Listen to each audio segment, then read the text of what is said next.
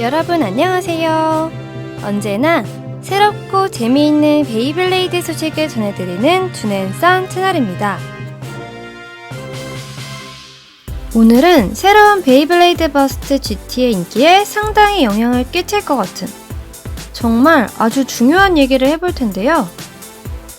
우선 그것을 말하려면 잠시 이베이를 보셔야 합니다. 일본 유명 유튜버 하지메 사츠와 콜라보로 만든 베이인데요. 초제트 발키리인데 색깔이 아주 멋있게 나왔네요. 이 베이는 나중에 시간이 되면 소개하도록 하고요. 중요한 건 이 박스 안에 들어있는 종이입니다. 베이를 사면 같이 동봉되어 있는 이 개조 가이드에 또 아주 중요한 정보가 살짝 공개되었는데요. 바로 4월에 출시될 신제품 무회전 GT베이의 일부가 또 공개되었습니다. 얼마 전 출시된 에이스 드래곤이나 슬래시 발키리, 무신 아수라를 구매하면 들어있던 개조 가이드에는 이 무회전 베이에 소개된 베이의 아래쪽 일부분만 공개되었었고요. 그 모습을 우리가 비교해보면서 파브닐의 용과 거의 비슷한 것 같다고 했었죠? 그런데 이번에 이렇게 무회전 베이의 일부분이 더 공개가 되었습니다. 자세히 보시면 새롭게 공개된 부분에도 파브닐의 용이 확실시 되는 모습이 보이죠? 황금색 머리에 빨간 눈, 그리고 여기 용의 이빨 부분, 그리고 아마도 고무 파츠로 예상되는 이 파란 부분까지. 그런데 또 특이한 점이 발견됩니다. 이번 GT베이의 중요한 파츠인 웨이트 모양을 자세히 보시면 이 무회전 베이, 아니 파브닐로 예상되는 베이의 웨이트 모양에서 바뀐 부분이 보이죠? 지금까지는 헥사메탈 모양으로 장식되어 무게를 담당하던 부분이 이번에는 마치 용의 발톱 같은 모양으로 바뀌어 있습니다. 그렇다면 이제 웨이트 모양도 베이의 특성에 맞게 점점 다양하게 나온다는 신호일까요? 아무튼 이번 파브닐로 추정되는 웨이트의 무게추 부분이 지금까지의 헥사 메탈에서 용의 발톱 모양으로 변경되고 이 무게추 부분도 공개된 부분만으로 예상하자면 이렇게 아랫부분에도 하나가 더 있을 것 같죠? 그렇다면 반대편 3개까지 해서 총 6개의 용의 발톱 무게추가 있는 초균형계 웨이트가 장착되어 있을 것 같습니다.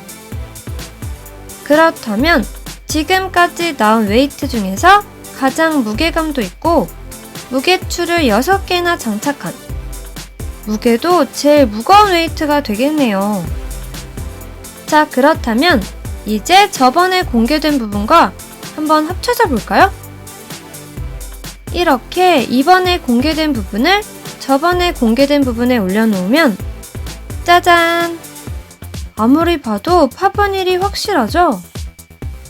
그리고 이렇게 파란색 고무 부분이 잘 보이는 걸로 봐서는 기존 파브닐의 가장 큰 특징인 상대의 회전 흡수 특성은 그대로 유지하는 것 같네요. 아까 말씀드린 웨이트 모양을 봐서는 초중량급의 균형감까지 있는 파브닐이 나올 것 같습니다. 가장 중요한 부분인 무회전 베이는 어떻게 될까에 대해서는 아직 이렇다는 정보는 없지만 일단 이번에 공개된 사진에서 베이스와 웨이트의 모양을 봐서는 레이어 외곽이 내부와 분리되어 무회전 상태로 되기에는 힘든 형태인 것 같네요. 디스크는 어차피 런처에 걸려서 슛이 쏴줘야 하니까 거기서는 무회전을 할 수 있게는 만들 수 없을 것 같고, 그렇다면 결국 드라이버인데 드라이버 축 부분에 어떤 장치가 들어가는 걸까요?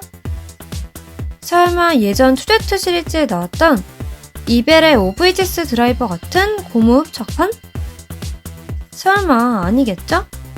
그런데 만약에 이벨의 오브이지스에 나왔던 고무 흡착판보다 더 확실하게 경기장에 잘 붙는 더 큰 고무 흡착판을 장착한다면 슛을 쏠 때 런처로 쏘거나 손으로 돌리거나 할 필요 없이 그냥 경기장에 휙 던져서 딱 붙이면 무회전 상태로 있다가 상대가 툭툭 치면 레이어 있는 곰으로 회전력을 흡수해 스핀으로 이길 수도 있겠네요.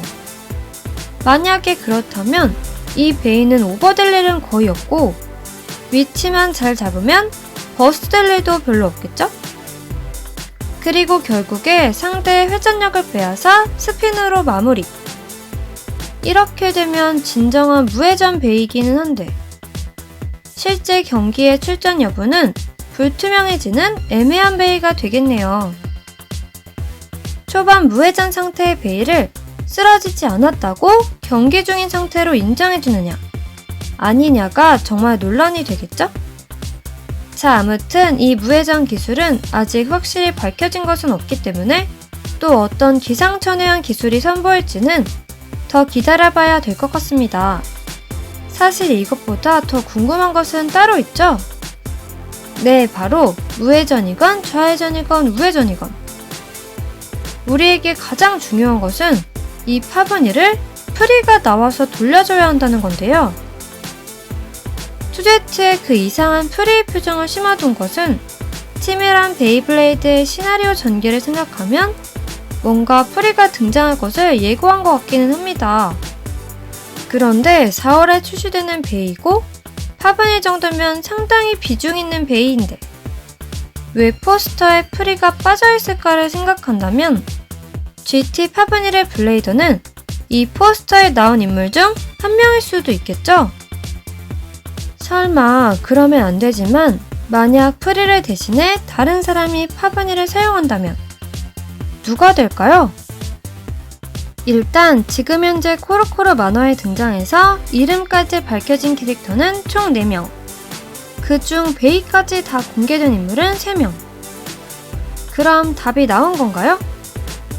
나머지 문제의 한 명이 바로 델타 아카네인데 이 캐릭터는 만화 첫 등장에 유럽 챔피언 키트 에어나이트를 버스트로 이기는 장면입니다. 그러면서도 교묘하게 베이 공개는 안되고 주인공 드럼의 도전을 무시하고 나가버립니다. 실력도 실력이지만 약간 시크한 게 투제트 시절 처음에 설품 같기도 해서 저러고 나가서 프리와 전화통화하는 건 아닌가 생각도 되네요. 마치 썰풍이 슈와 통화하던 것처럼 말이죠. 그런데 이름이 델타 아카네여서 파브니의 F와 안 맞다고요? 그렇다면 한 명이 더 있기는 한데 바로 이 캐릭터죠. 후미야 카네미치. 파브니의 F와 유일하게 맞는 후미야. 여러분의 생각은 어떤지 댓글로 남겨주세요. 프리? 아니면 델타? 아니면 후미야? 오늘 영상은 여기까지입니다. 그럼 다음 영상에서 만나요. 안녕.